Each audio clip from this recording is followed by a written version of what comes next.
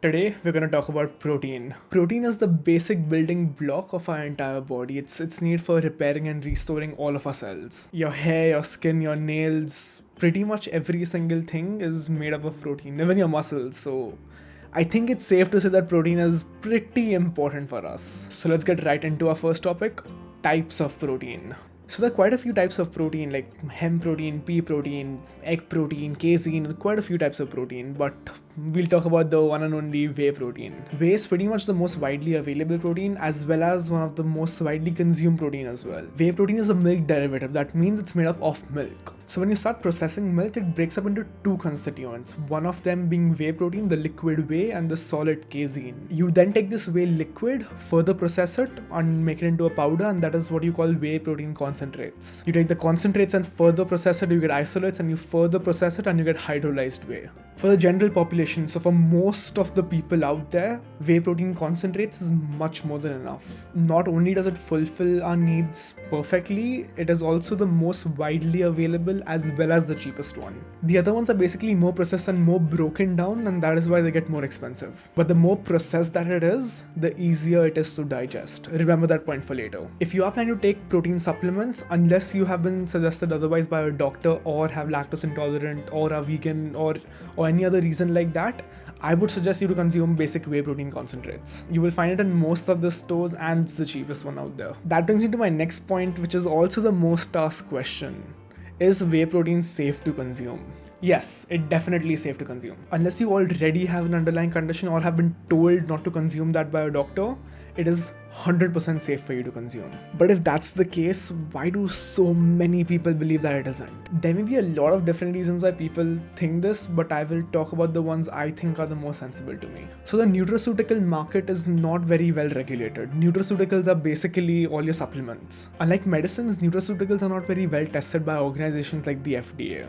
While that is a valid reason to be concerned, I don't think you really should be concerned about that. You see, whey protein is already really cheap to produce, so most of these companies have absolutely no monetary value to add something to it. The worst case scenario is pretty much you not getting what the company tells you. Instead of getting 80% whey, you're getting 50% whey and the rest is carbohydrate. So as long as you buy protein from a reputable brand, there's no need to be concerned. I'll repeat, as long as you buy protein from a reputable brand, there's no reason for you to be concerned. Secondly, some people also end up going through some digestive issues when they consume whey protein, and while that is not that common, it can happen to you. Some people just have a more sensitive stomach and the experience with protein may have not been the best. But there's a solution to that too. So as I told you earlier, the other two purer forms of protein are easier to digest. You can try those over here, whey protein isolates or hydrolyzed whey. There are also quite a few brands which have started adding some digestive enzymes to protein, and you can try one of those too. Chances are you'll be fine after that. There's also a third reason I have heard more than I really wanted to, and that is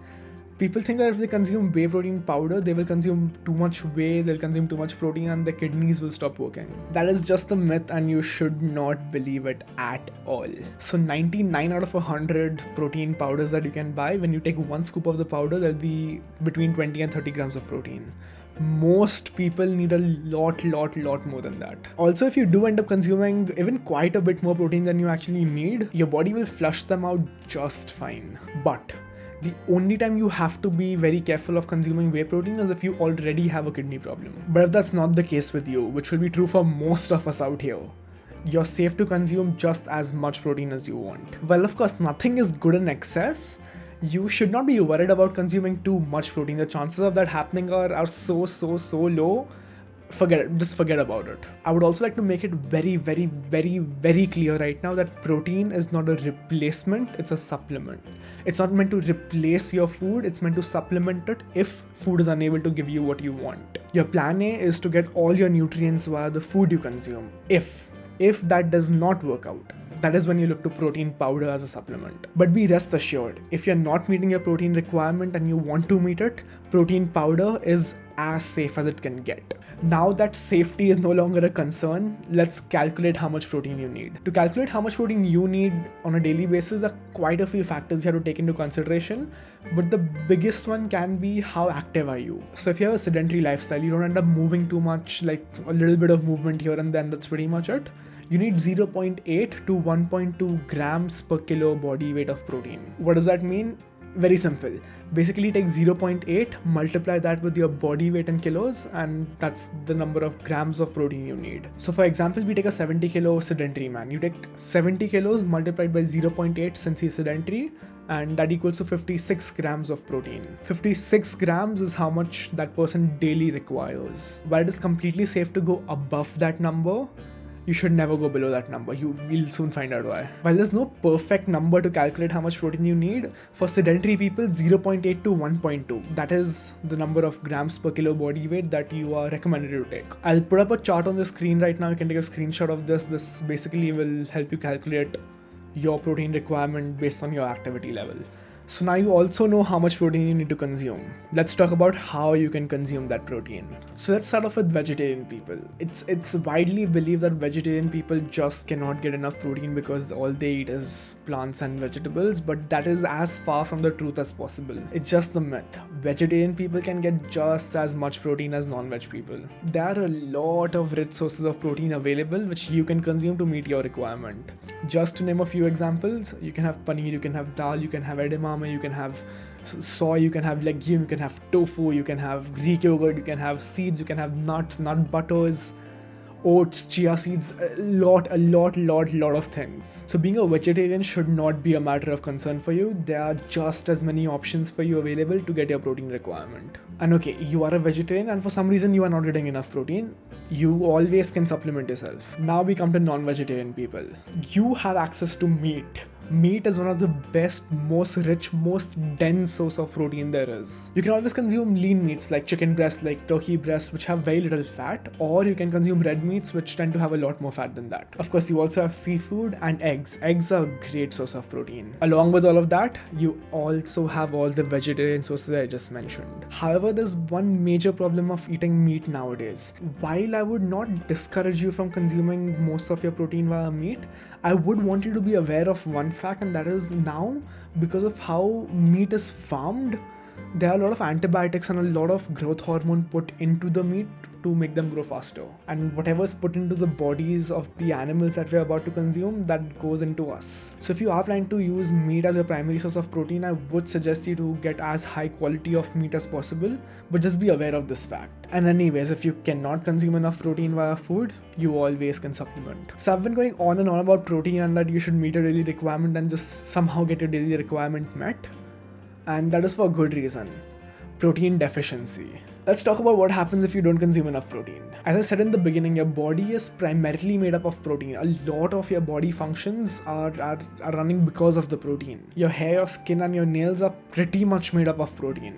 Also your muscles are made up of protein. So the first thing you're going to notice if you're protein deficient is a drop in the quality of your hair, your skin and your nails, and you can also start losing your muscle mass. Next, your bone density will reduce and your bones can break a lot easier. Your immunity also takes a massive hit. While these points will not bother you way too much, even though they should, I think the next point I'm about to say will bother quite a few of you quite a bit. If you don't consume enough protein, you can actually gain weight.